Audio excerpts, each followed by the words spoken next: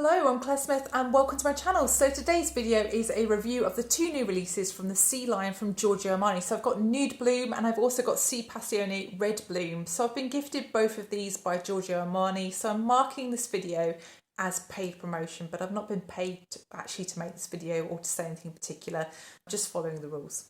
So I'm going to start off with Nude Bloom. So this fragrance is very much a flanker of the original Si.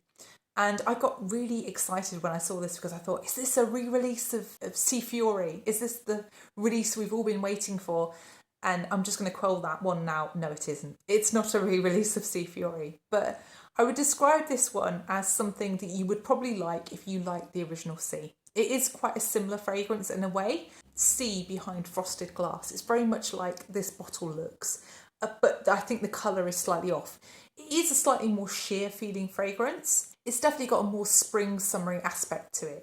I think this one is something you will appreciate as well if you like cheaper fragrances, but this is definitely on the sweeter side of cheaper fragrances. You are getting a fragrance that doesn't rely so heavily on vanilla. It doesn't rely so heavily on freesia, and it doesn't rely so heavily on the patchouli as well in the dry down. This is sour citrus in the opening, but also some red rose, and then also an almost pastel sweet version of blackcurrant. So something not super sweet, but also not tart like blackcurrant can be.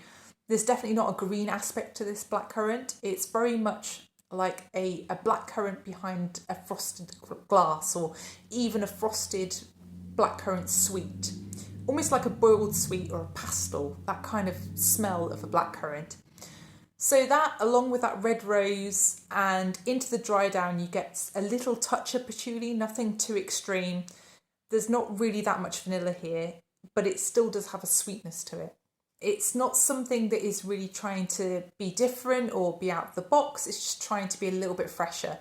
I had this one on and it lasted well into the afternoon. I sprayed this on at 7:30. I got in the lift with someone at 2 o'clock in the afternoon and they said, oh, you smell nice. So clearly people can smell this on me. I wouldn't say this is probably as long lasting as the original formulation of Si, which is something I can smell on my clothes a week later, but I would say this one is pretty good. This is definitely something that will last until you next shower. I think I would recommend this one as something to wear to work, something that you might wear to a wedding. It's just fresh, it's clean, it's pretty. And I think if you like blackcurrant, you might really like this. It doesn't feel very modern in style. It feels quite classic. But I think a lot of people who love the Si line perhaps do like a more classic style of fragrance. So maybe this is something that fits with the Si line. So this, I think, is perfumed by Julie Massé. So Julie Massé is the perfumer who made Si Passione, who made Si Fiori. I really like this one. It surprised me.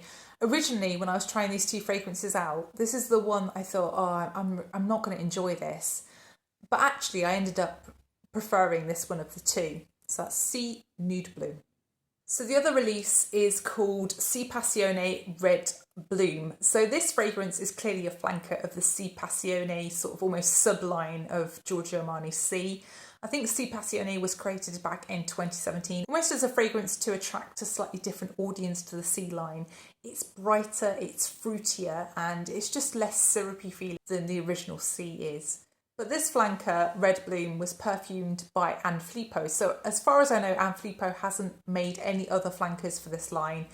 I think she has made other fragrances for Armani, so she formulated Because It's You, and she also formulated Acqua di Joy. But how does this one smell? So this fragrance, I would describe the opening as stunning. I absolutely love the opening. And if these two fragrances were judged purely on openings, this one would win hands down. I think this one stands out as something incredibly beautiful. If you like lipsticky, irisy fragrances, this one will have you at hello, because it did me. Immediately made me think of makeup, immediately made me think of other lipsticky fragrances I tried, such as ones I love, like the discontinued Guerlain's French Kiss, the currently on the market Rose Cherie as well, this made me think of. So this opens with a lovely soft pink feeling raspberry alongside a quite fresh rose, and then also some iris. And it's the iris and the combination of those sweeter notes that give this fragrance just such a makeup-y, lipsticky feel to it. I wish that stayed into the dry down. I wish that was there, but sadly I have to tell you that fades. So first off, you get the raspberry fading, then the rose fades back a little bit, and then finally the iris. And really what you're left with is a powdery cashmere. So a different type of powderiness, a denser powderiness, alongside a very small touch of amberwood. The amberwood is something I only really sense when I smell this close up. I don't really sense it so much when I'm smelling it like a normal person would wear a fragrance. You know, when you're a reviewer, you smell things close up because you want to try and detect everything.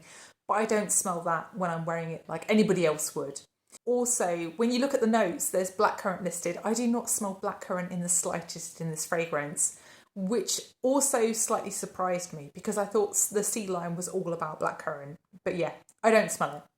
What I would say is, if you're going to try this, don't judge it based on the first hour. Definitely wait with this one into the dry down.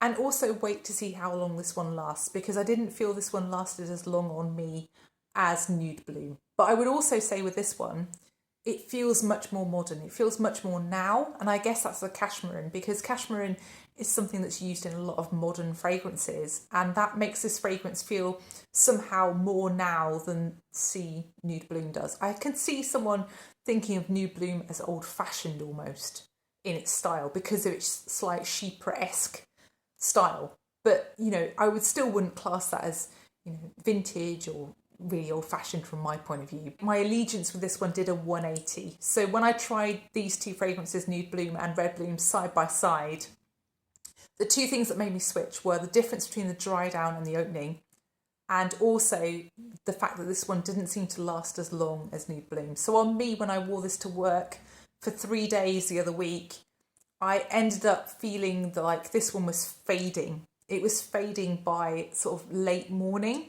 I guess the other thing to think about with this fragrance is just how similar this is to other fragrances already out there in the Si Passione line. And I feel like I'm probably not the best person to talk you through that because I have only really tried Si Passione. And from my point of view, this one is quite different to Si Passione, but I haven't tried any of the recent flankers of the Si Passione line to be able to judge. So definitely, if you do own the other flankers, I would suggest going to try this one in store just to make sure you are getting something different. So yeah, that's Si Passione Red Musk. So to summarise, which of these two fragrances did I end up preferring? It's definitely Si Nude Bloom. Despite the amazing opening of Red Bloom, the dry down just wasn't quite for me. And this one, it was more linear and I liked it all the way through. And it also had more blackcurrant, and I'm a massive fan of blackcurrant, but I can definitely see this one being slightly more traditional in style, and I can see that being off-putting to some people. Which one lasts longest? This one. This one is the one that lasts longest out of the two. This was basically eternal on me, and the other one was fading within 3 to 4 hours. So which of these two do I think is going to be more popular? I think it's definitely going to be Red Bloom. It's sweeter, it's got that beautiful opening, it's got cashmere in, it feels more modern. I just think this one is going to have more people at hello. I think the beauty of Bloom is in the dry down and in the full wear, and I think the beauty of this one is in the opening, and I think that's the kind of thing that sells a fragrance. So yeah, those are my final thoughts on those two fragrances. Please do let me know if you try these in store and what you think of them. And also, if you have enjoyed this video or if you found it useful, then please do press the like button and please also consider subscribing. And I will see you in the next one. Bye.